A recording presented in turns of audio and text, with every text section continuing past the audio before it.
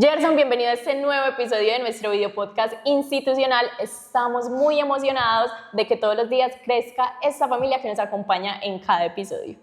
Así es, Isa, y es que esto es un espacio que construimos entre todos. La IUE nos conecta. Nos puedes escuchar todos los domingos a las 7 de la noche a través de Spotify o YouTube. Nos puedes sintonizar, pues YouTube, obviamente el canal de la universidad, para que estén súper pendientes de él.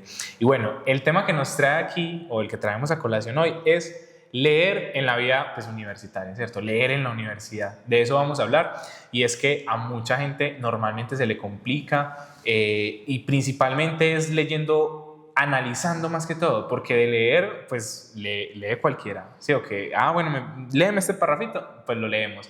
Pero analizar bien ese párrafo, ese texto investigativo, ese texto literario, para que a partir de ahí tú empieces a sacar conclusiones, empieces a sacar tu propio escrito, yo creo que eso es lo complejo. Sí, así es. Incluso pues me parece muy curioso porque estamos en la época de la tecnología donde todo el tiempo estamos leyendo el celular, noticias, chismes en redes, el WhatsApp todo el tiempo, y que incluso pues como es el medio de comunicación más importante que tenemos, pero todo lo que se nos dificulta enfrentarnos a esos textos académicos, los ladrilludos que se vuelven para nosotros cuando hablamos de autores cánones y demás. Pero entonces, ¿cómo es esa vivencia? Pues, ¿cómo experimentamos o cómo sorteamos todas esas dificultades en la universidad? Sí, o sea, yo creo que, digamos que hay unas muy latentes, ahí muy comunes, que se repiten mucho, y es que muchos estudiantes no tienen tiempo para leer con calma.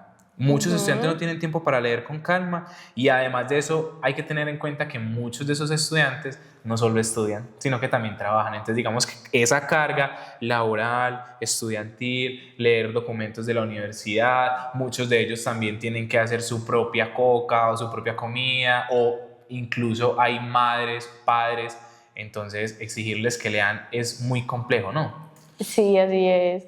Y sobre todo cuando nos pasan esas noches largas después de haber trabajado todo el día, que si hay un ambiente que se considera propicio, el silencio, ya no hay nadie preguntándote por qué no has hecho este pendiente o no, pero que ya la concentración es nula, que nos cuesta muchísimo y leemos 20 veces el mismo párrafo, pero no entendemos nada, y cuando llegamos a clase, listo, lo leíste, pero el profesor te pregunta y tú no sabes qué decir. Isa, y yo creo que cuando, pues en ese momento en el que estamos leyendo normalmente el documento en PDF en tu celular, o estás caído del sueño, o en ese momento, mejor dicho, te entras a notificación de Instagram, TikTok, y te pierdes completamente.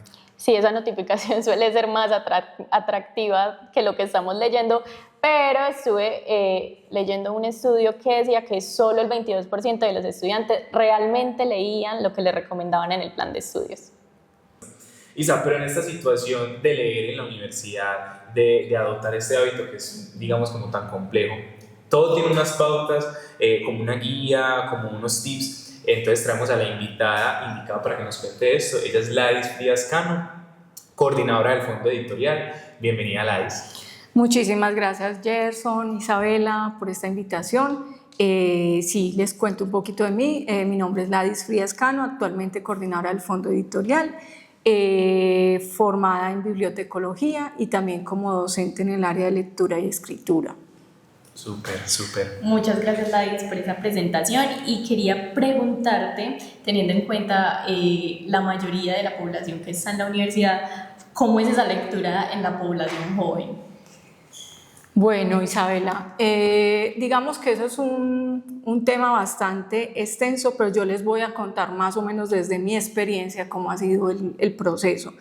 Yo creo que yo soy creyente de una frase que dice John Steinberg, que todas las clases deben conformarse por ser un taller de lectura y escritura, porque básicamente todo lo que hacen los docentes es empezar a entrar en materia de sus áreas, relacionando a los estudiantes con esas lecturas y todo el tema de producción a partir de esas lecturas, ¿cierto? Lo complejo de eso, y yo creo que lo que se vuelve ahí ya un foco de atención, es que la mayoría de estudiantes no llega con las herramientas suficientes para poder atender ese nivel de lectura ya especializada.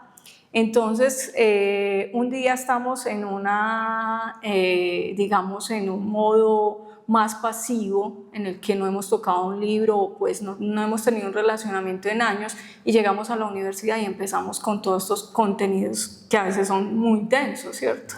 Y empieza como un mito ahí de que yo no soy capaz, de que esto es muy complejo, de que la lectura es otro tipo de fenómeno demasiado difícil. Y creo que hay ahí unos tipsitos que uno puede empezar a trabajar, y es que es demitificar el tema. La lectura es un proceso que se hace todos los días. De hecho, hay una frase de un autor que ahorita no recuerdo cuál es, pero él siempre decía que él a sus 80 y punta de años todavía consideraba que le faltaba mucho por aprender a leer. Y es que es un trabajo de todos los días, es un trabajo que empieza desde lo básico, que empieza a entrenarse, a trabajarse poco a poco hasta que tienes las herramientas para poder asumir un nivel crítico de lectura y de comprensión de un texto especializado. Entonces, digamos que uno como estudiante lo primero que tiene que empezar a deducir es si tiene o no esas competencias básicas para empezar a asumir la comprensión de un texto, y si no, pues pedir un apoyo. En la institución contamos con apoyo para ese tipo de procesos, y yo creo que es un proceso también de que tú te autoevalúes de cómo está ese nivel tuyo de lectura, porque si no vas a tener que empezar como a sufrir esos escenarios en los cuales te encuentras con ese texto que te va a dar dificultad. Súper nice. Y qué bueno que mencionas a la academia, porque nuestra siguiente pregunta ¿es fácil que los estudiantes se acerquen a la lectura a través del fondo editorial? Sí, ¿por qué? Y si digamos como que no, también cuéntanos por qué. Sí, de hecho, mira que una de las cosas por las que tenemos una línea dentro del fondo editorial, que es la línea literaria, es porque hay contenidos que son mucho más fácil empezar a crear hábito, y hay unos contenidos como relatos, cuento corto, que pueden generar hábitos de lectura, y en los cuales el estudiante no se va a entrar en su primera experiencia con la lectura de un libro de 300 páginas, no, o sea, va a encontrar algo más, digamos, agradable inicialmente, y ya después va a poder asumir como la lectura densa de una novela y va a empezar a demandar más. Además que yo soy creyente del potencial que tienen los jóvenes siempre en modificar, en evaluar, en recurrir a nuevos formatos de lectura. Entonces ya no podemos hablar solo del libro como un formato de papel, ya hablamos de audiolibros, ya hablamos de book trailers, ya hablamos de videos, ya hablamos incluso de películas que lo van arrastrando a uno por un libro para tú después llegar y antojarte de comparemos a ver si hiciera como esto, o algunos lo hacen al revés, pues todos tienen sus formas, pero yo creo que ahí el potencial siempre lo van a tener los jóvenes de transformar los modos de lectura. Bueno, me surgió una de ellas que hablamos entonces de la línea literaria, que era la más sencilla para acercarse para aquellos que de pronto estaban flojitos en esas competencias. Quisiera que nos ampliaras un poquito más de todos esos procesos que tiene activos el fondo editorial. Sé que hay una convocatoria abierta y quisiera preguntarte si de pronto esas personas que no se sienten con tanta capacidad en esas competencias de lectura, escritura, pueden participar, y si es así, el fondo ¿cómo los apoyaría? Sí, Isabela, mira, actualmente tenemos abierta la 8ª convocatoria de publicaciones, y en esta convocatoria algo que siempre, digamos, resaltamos es que es tanto para autores de trayectoria como para autores que son nuevos y apenas están empezando a hacer sus primeros pinitos en la escritura. Entonces, si tú tienes un formato de cuentos cortos, poesía, o algo que te interesó escribir como un ensayo, ese tipo de temas los podemos evaluar y mirar cómo ayudarte también, porque yo siento que a veces el feedback que también se hace desde el fondo es muy interesante para que un autor siga fortaleciendo su trabajo escritural. Desde esta convocatoria, digamos que se abre ese escenario no solo de la postulación de investigaciones o de ensayo académico docente, sino también de esos pinitos que tenemos en la gestión editorial. Si tienes un cuento, entonces hay cuentos que se pueden escribir en 60 páginas, o sea, hay mucho que explotar de la creatividad de los estudiantes, y acá en la institución también hemos contado con la ventaja de tener clubes de escritura y de lectura que los mismos docentes han estado promoviendo y que ya los estudiantes y los asistentes empiezan a hacer sus primeros pinos en la escritura. Súper. Lais, recomendaciones puntuales para nosotros mejorar esa relación con la lectura.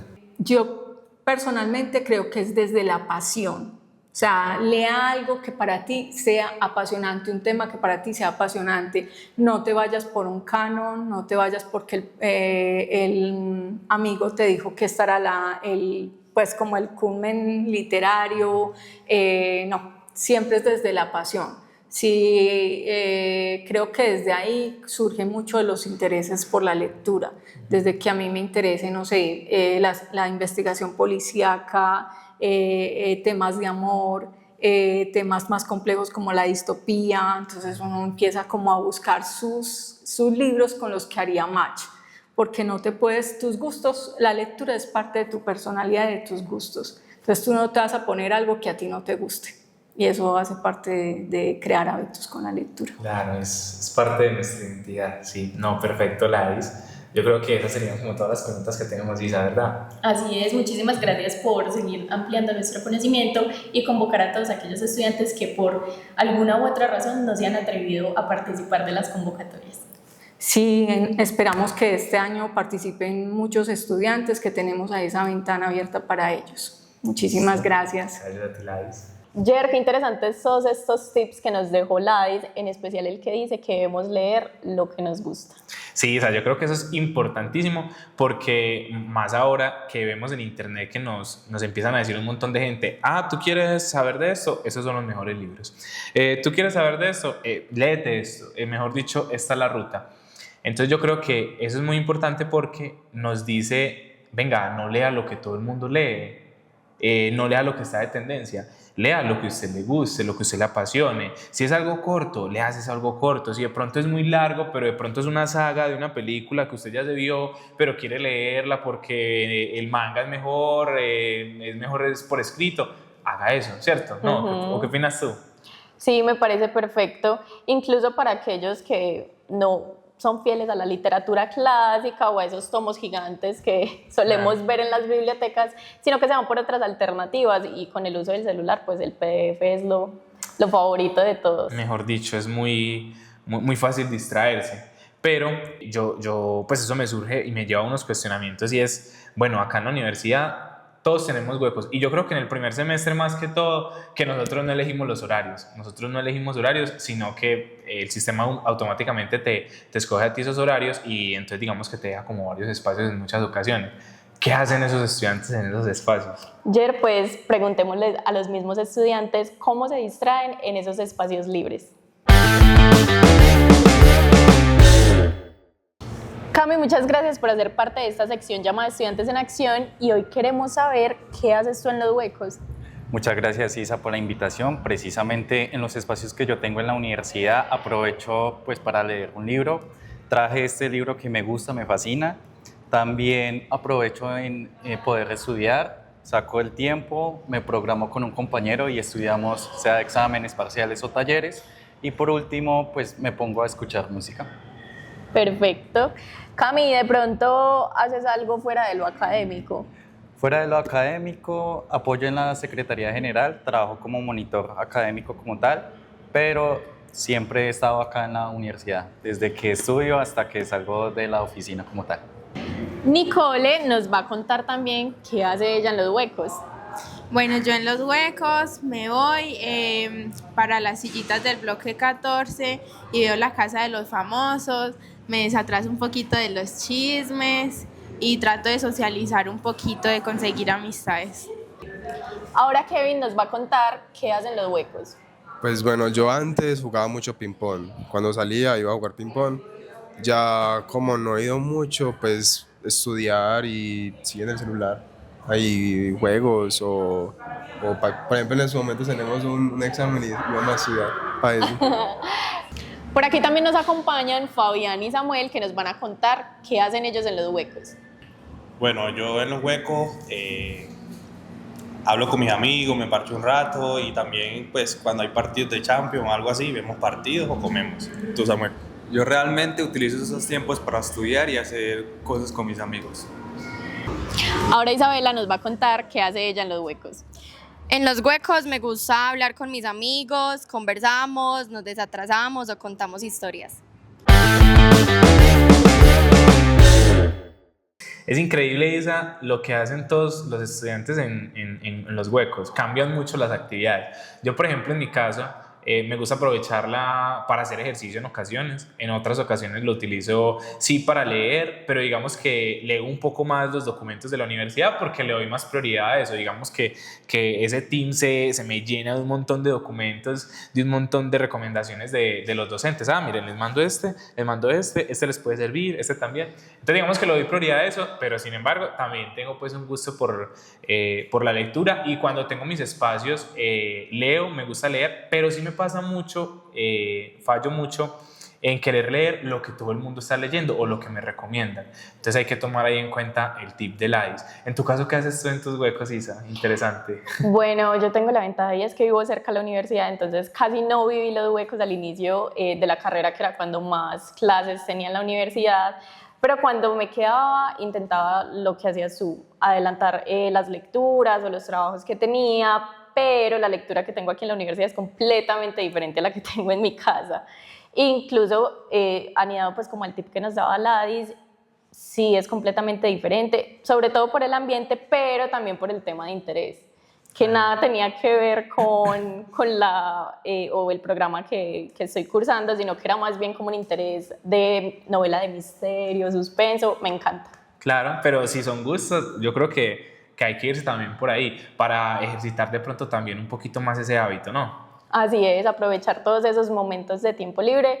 Recuerda pues que el ocio y el autocuidado, hay que aprovechar todos los momentos, no son una opción, es una prioridad. Pero bueno, tener muy presente entonces ese tip, leer lo que nos gusta, disfrutarlo, es importante, pues si no lo disfrutas, de nada va a servir, ni nos vamos a acordar de lo que leímos.